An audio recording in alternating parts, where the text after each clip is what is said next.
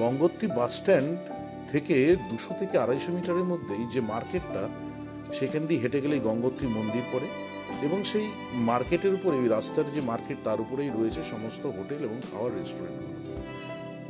Gate থেকে 50 metre ঢুকেই প্রথমেই পড়বে হোটেল মনীষা। মনীষারই আর একটা হোটেল হচ্ছে হোটেল গায়ত্রী নিকেতন, যেটাই আমরা ছিলাম। সিঁড়ি দিয়ে উঠেই বাঁদিকে 206 নম্বর রুম হচ্ছে এই হোটেল গায়ত্রী নিকেতন। এর রুমটা খুবই সুন্দর, পুরো পাইন কাঠ দিয়ে ইন্টেরিয়ার ডেকোরেশন করা, ঘরের মধ্যে দিয়ে একটা গাছ উঠে গেছে। ওরা হোটেলটা তৈরি করার সময় এই গাছগুলোকে কাটেনি, এটা ওরা মেনটেন করে, যেটা খুব প্রয়োজন। দেখে খুব ভালো লাগলো জিনিসটা। একটা সোফা দেয়া রয়েছে, হ্যাঁ, আর একটা রয়েছে ডবল বেডেড একটা খাট রয়েছে, একটা সিঙ্গেল বেডেড একটা খাট রয়েছে। এটা পরিবারের জন্য 3 জন কিংবা 4 জনের জন্য খুবই ভালো।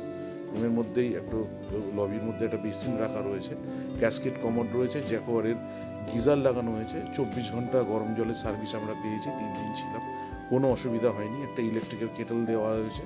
আর হোটেল মনীষা থেকেই আপনি অর্ডার করলে সকাল থেকে রাত অবধি আপনি এখানে বসেই খাবার পেয়ে যাবেন। ওরা এখানে সমস্ত খাবার পরিবেশন করে দেয়। ওদের এমনিতে এই ঘরটার ভাড়া হচ্ছে 2500 টাকা, সিজনে আরও বেড়ে যায়, কিন্তু আমরা যেহেতু সিজনের শেষ দিকে গেছিলাম, 3 দিন থাকবো বলে বার্গেনিং করে 1600 টাকা করে প্রতিদিন, সেই হিসাবে 4800 টাকায় আমরা এখানে থেকেছিলাম। স্ক্রিনে আমি ফোন নাম্বার দিয়ে দিয়েছি, এছাড়া ডেসক্রিপশন বক্সেও আছে। হোটেল মনীষার খাবার খুবই ভালো, মোটামুটি সব ধরনের খাবারই পাওয়া যায়, সেটা নিরামিষ। সকালবেলা জলখাবার খেয়ে আমাদের হোটেল থেকে গঙ্গোত্রী মন্দিরের থেকে একটুখানি গেলেই ডান হাতে পড়লো একটা মেডিকেল লেখা বোর্ড। তার সামনে দিয়েই নিচে সিঁড়ি নেমে গেছে, যেটা সোজা পৌঁছে যাচ্ছে গৌরীকুণ্ড ও সূর্যকুণ্ডে। আমরা প্রথমে যাব গৌরীকুণ্ড, সামান্যই রাস্তা, গঙ্গোত্রী মন্দিরে যাওয়ার রাস্তা থেকে একটু নিচের দিকে বেশ কয়েক ধাপ সিঁড়ি নেমে গেলে আপনি প্রথমে পৌঁছে যাবেন গৌরীকুণ্ডে। গৌরীকুণ্ডে এখানে গৌরী মাতার মন্দির রয়েছে, তিনি এখানে পূজিত হন। শিবজি মা গৌরী স্নানের জন্য এই স্থান নির্মাণ করেছিলেন পুরাণের ব্যাখ্যা অনুযায়ী। আর স্নানের পরে মা গৌরী যে স্থানে প্রথম পদচিহ্ন রেখেছিলেন, সেই পদচিহ্ন নাকি এখনো বিরাজমান। এইখানে একটা মন্দির রয়েছে মা গৌরী, সেখানে ওনার পদচিহ্নটা মার্কিং করে দেওয়া রয়েছে। আশা করি দেখতে পাচ্ছেন আপনারা এই পদচিহ্ন। এবং মন্দিরের বাইরেও বড় বড় হরফে লিখে দেওয়া রয়েছে মা গৌরী মাতা কি পদচিহ্ন। এই গৌরীকুণ্ডে এসে আপনি মা গৌরীর মন্দিরে পুজো দিয়ে প্রণাম করে, আলাদা করে কোনো পুরোহিতের ব্যবস্থা নেই, নিজেই ধূপকাঠি নিয়ে আসলেন, কিছু প্যারা নিলেন, নিজেই মনের শান্তিতে পুজো দিন। একটা বড় শিলা পরে রয়েছে, ওটাও পূজিত হয়। ওখানেও লোকাল উত্তরাখণ্ডের মানুষরা, উত্তর ভারতীয়রা দেখলাম সিঁদুর লাগাচ্ছে, পুজো দিচ্ছেন। বেশ কয়েকজন সন্ন্যাসী মহারাজ রয়েছে। কিছুক্ষণ এখানে সময় কাটিয়ে আমরা এবার রওনা দিলাম সূর্যকুণ্ডের দিকে।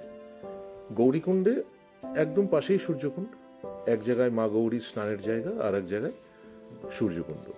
ওখান থেকেই দূর থেকে একটা সাদা তুষার শুভ্র সুদর্শনী মনে হলো, সুদর্শনী ওটা যতদূর সম্ভব দেখা যায় সূর্যকুণ্ড থেকে। সূর্যকুণ্ডের বিশেষত্ব হচ্ছে সূর্যের প্রথম রশ্মি নাকি এই স্থানে এসে পড়ে, তাই এর নাম সূর্যকুণ্ড। ভাগীরথী কিংবা মা গঙ্গা এখানে এসেই ঝাঁপিয়ে পড়ছে বলা যেতে পারে। তারপরে এখান থেকেই একদম নিচে বয়ে চলেছে হরসিল হয়ে, উত্তর কাশী হয়ে মা গঙ্গা এবার চলল সোজা হরিদ্বারে। প্রচণ্ড আওয়াজ, সে এক বিরাট আওয়াজ, আর তার এত স্রোত, পাহাড়গুলোকে কি সুন্দর কেটে কেটে কেটে কেটে যেন এটা ডিজাইন করে দিয়েছে, এটা দারুণ। বেশ কিছুক্ষণ এখানে আধা ঘন্টা মতো সময় কাটিয়ে আমরা এরপরে রওনা দেব ভীম গুহা বা পাণ্ডব গুহার দিকে। গৌরীকুণ্ডকে ডান হাতে রেখে বাঁ হাতে জিএমভিএম বাংলোর পাশ দিয়েই সোজা চলে যাচ্ছে পাণ্ডব গুহা কিংবা ভীম গুহা যাওয়ার রাস্তা। মহাপ্রস্থানের সময় এই পথ দিয়েই নাকি পাণ্ডবরা গিয়েছিলেন, তাই সে পথে এখন আমরা রওনা দেব। বাহাতেই এই যে ভীম গুহা লেখা পথ মার্ক করা রয়েছে, এখান দিয়ে একদম প্লেন রাস্তা, উচ্চতা একটু বেশি, 10,500 ফুটে আপনাকে ট্রেক করে হাঁটতে হবে। সুন্দর পাইন বনের মধ্যখান দিয়ে সুন্দর দিব্যি রাস্তায় হেঁটে চলেছে আমি, শ্বেতা, টংলু 3 জন মিলে টুকটুক টুকটুক টুকটুক করতে করতে এগিয়ে চললাম। যারা গোমুখ তপবন ট্রেক করবে তাদের জন্য যে অ্যাক্লামাইজেশন যে ওয়াকিংটা দরকার, সেটা এই ভীম গুহা কিংবা পাণ্ডব গুহা যাওয়ার যে আপ ডাউনে 2-4 কিলোমিটার যে সেটা খুব কাজে লাগে। এই ট্রেকটা করা খুবই প্রয়োজন। একটা বিশাল আকারে পাথর রয়েছে, এই পাথরের নিচ দিয়ে একটা পথ রয়েছে, এইটা দিয়ে আর মিনিট 2 গেলেই আমরা পাণ্ডব গুহায় পৌঁছে যাব।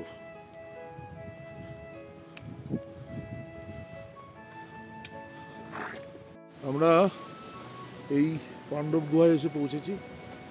একটা বিরাট বড় শিলা, হ্যাঁ, বিশাল বড় এক শিলা, তার নিচে যে দরজা দেখা যাচ্ছে, অ্যাকচুয়ালি ওটা এই মধ্যে একজন সন্ন্যাসী মহারাজ থাকেন, তিনি তার বানাবার জন্য দরজাটা করেছেন। পুরাণে বর্ণিত কাহিনী অনুযায়ী এর ভেতরেই মহাপ্রস্থান যাত্রার সময় পঞ্চপাণ্ডবরা এই স্থানে ছিলেন। তারপর থেকেই এর নাম হয়েছে পাণ্ডব গুহা। ভেতরটা একটু দেখাই।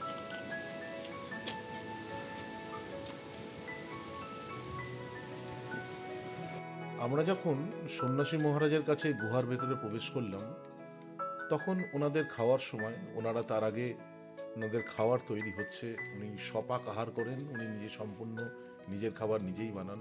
আমরা সেই সৌভাগ্যবানের মধ্যে পড়েছিলাম, এই প্রত্যন্ত অঞ্চলের একজন সন্ন্যাসী মহারাজের তৈরি করা অন্নভোগ আমি সেদিনকে গ্রহণ করতে পেরেছিলাম। 3টে চাপাটি আর বিভিন্ন রকম সবজি দিয়ে বানানো একটা তরকারি। মহারাজের থেকে আশীর্বাদ নিয়ে আরও অনেক গল্প, ওনার থেকে অনেক এই অঞ্চলের কথা শুনে আমরা ওনার আশীর্বাদ নিয়ে ফিরে এসেছিলাম। সেদিন গঙ্গোত্রী মন্দিরে পুজো দিয়ে আমরা হোটেলে ফিরে গেছিলাম পরের দিনের ট্রেকের সমস্ত আয়োজন করতে।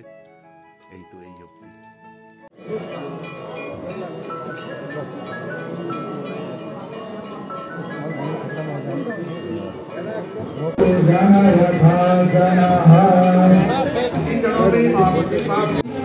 এই সেই ভগীরথ, রাজা ভগীরথের তীর্থস্থল, যেখানে বসেই রাজা ভগীরথ মা গঙ্গার আরাধনা করেছিলেন। তারপরেই মা গঙ্গা পৃথিবীতে অবতরণ। এই স্থানে বসে রাজা ভগীরথ আরাধনা করেছিলেন।